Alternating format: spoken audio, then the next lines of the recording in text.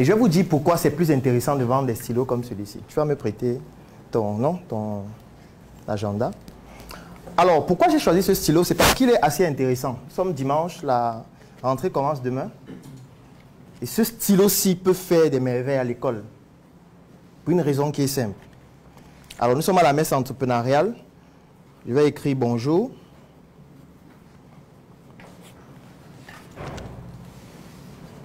Après, je vais effacer.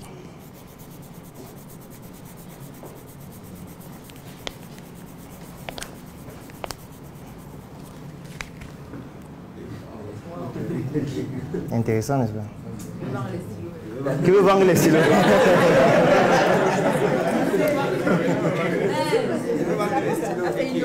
Qui veut vendre les stylos? Vous levez la main, hein? Ok. Et gardez là-haut mon stylo parce que vous là...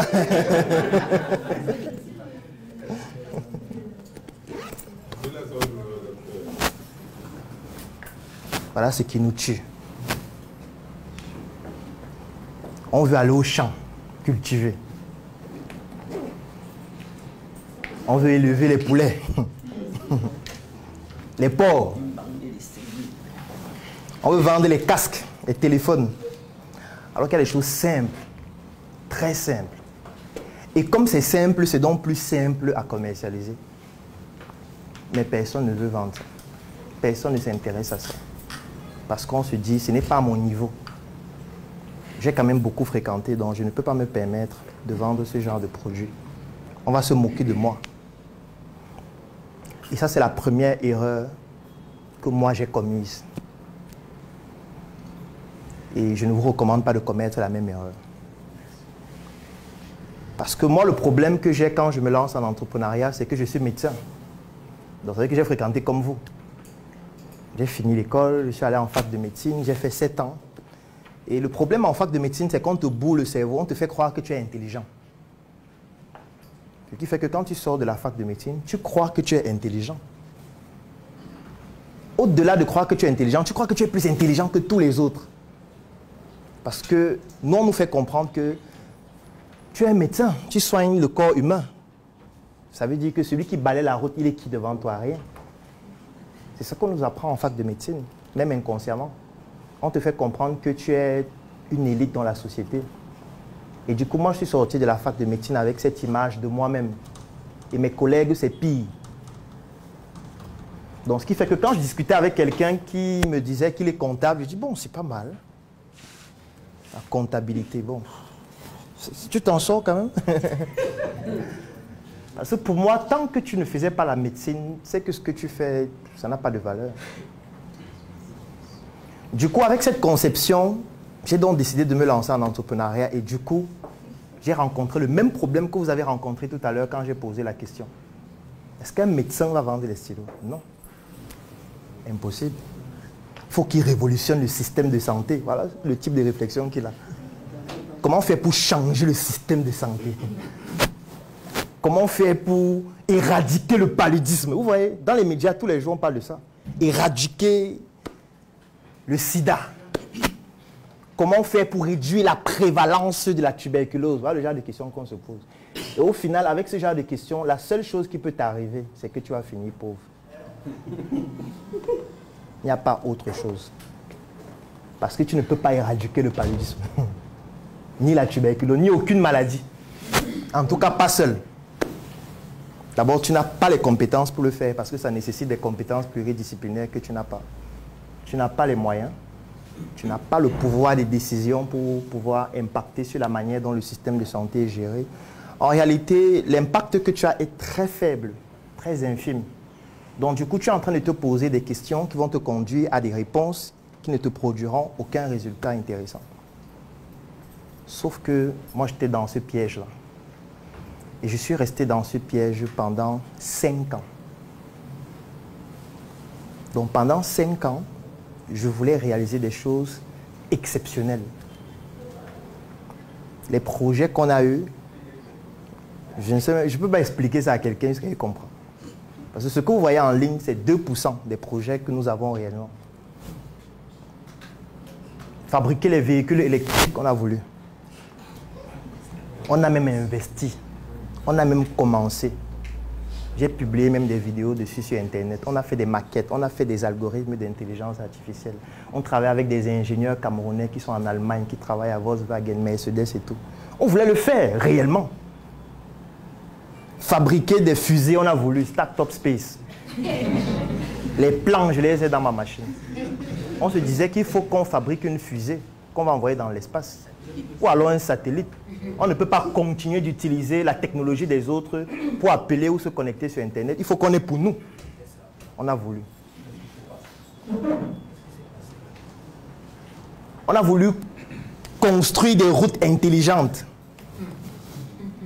Ça veut dire le genre de route où quand tu roules avec ton véhicule, ça charge le véhicule. Par induction, un peu comme vous chargez vos téléphones sans fil. On a voulu le faire. Et que tu n'as plus besoin de brancher ton véhicule électrique. Tu as ta voiture, tu roules sur un goudron qui recharge instantanément par induction. On a voulu. Je vous dis qu'on a voulu faire cela pendant 5 ans. Après un jour, on s'est dit, est-ce qu'on se pose vraiment les bonnes questions? Parce que depuis 5 ans qu'on fait ça, il n'y a pas de résultat. Est-ce qu'on a fabriqué la voiture? Non. Est-ce qu'on a construit la route? Non. Est-ce qu'on a fabriqué la fusée? Non. Est-ce qu'on a fabriqué les satellites? Non. Est-ce que même la craie, on a pu fabriquer? Non. Est-ce que le chocolat, on a pu fabriquer? Non. Et on s'est dit, est-ce que finalement, ce ne sont pas les questions qui ne sont pas bonnes? C'est pour ça que je vous recommande une science qui s'appelle la questiologie. C'est l'art de se poser les bonnes questions. Normalement, on devrait faire la philosophie depuis la maternelle. Dans un bon système éducatif, la philosophie devrait commencer à la maternelle. Parce qu'à la maternelle, l'enfant se pose déjà les questions philosophiques auxquelles personne n'a de réponse, même pas ses enseignants. Quand un enfant pose la question à sa mère, comment je suis né? Elle dit, tu es juste né comme ça. Mais je suis juste né comme ça. D'où venons-nous? Une question qui énerve.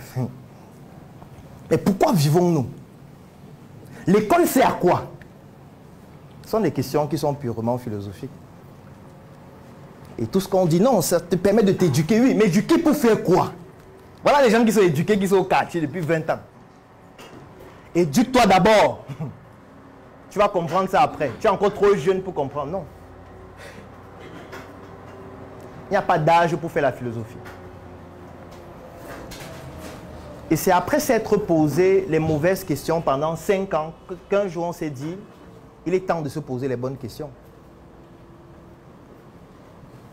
Et lorsqu'on a commencé à se poser les bonnes questions, on a décidé d'observer notre environnement et de faire les choses différemment. Et quand je parle de faire les choses différemment, ça peut vraiment vous causer beaucoup de problèmes. C'est pour ça que entreprendre, c'est mental. Avant d'être financier, avant d'être physique ou tout le reste. Je suis certain que plus de 90% des personnes dans cette salle sont en train de faire des projets qui correspondent à des mauvaises questions. Comme moi, au départ.